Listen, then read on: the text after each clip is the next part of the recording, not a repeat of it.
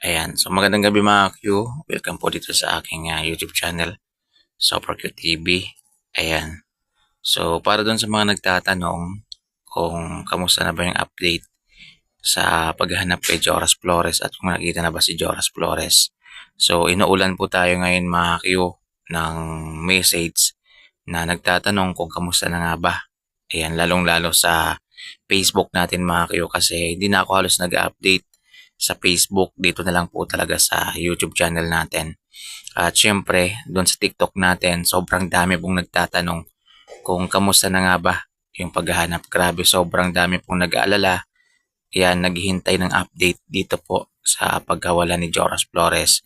Hanggang ngayon po, sa ika-day 25 niya, ay marami pa rin pong nag-aabang.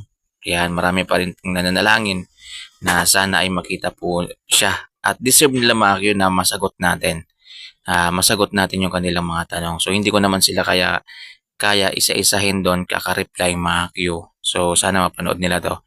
At isasend ko sa kanila tong link ng video na to na until now, mga Q, ikinalulungkot ko pong sabihin sa inyo na hindi pa rin po siya nakikita, mga Q. Ngayon po yung kanyang ika 25 days ng pagkalunod at hindi pa rin po siya nakikita mga Q. Pero tuloy-tuloy pa rin po yung paghahanap sa kanya. Mga Q, may mga individual din pong naghahanap at yung panalangin natin na sana ay makita na po siya mga Q. Kaya hinihiling ko po sa inyo mga Q na isama natin sa panalangin natin na sana ay makita na si Joras Flores. Sana ay bumalik na siya sa pamilya niya mga Q. At syempre mga Q, habang hindi siya nakikita, ay may pag-asa pa rin. Huwag tayong mawalan ng pag-asa mga Q. Kagaya nga nasabi ng papa niya na hanggat hindi nakikita yung katawan ni Joras Flores ay aasa pa rin ito na buhay pa at makakabalik pa yung anak. So, ganun mga Q. Dasal po, malaking tulong na po yan para sa pamilya ni Joras Flores at para mas mapabilis na mahanap po siya mga Q.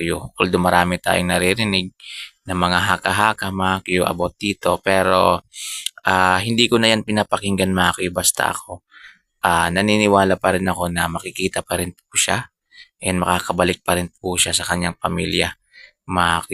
At magiging okay din yung lahat mga Q. Basta tayo na naghahangad na makita si Joras Flores ay patuloy pa rin yung pagdadasal natin na sana ay makita na po yung binata. Kasi grabe mga Q, kulang-kulang 1 buwan na po yung paghahanap sa kanya.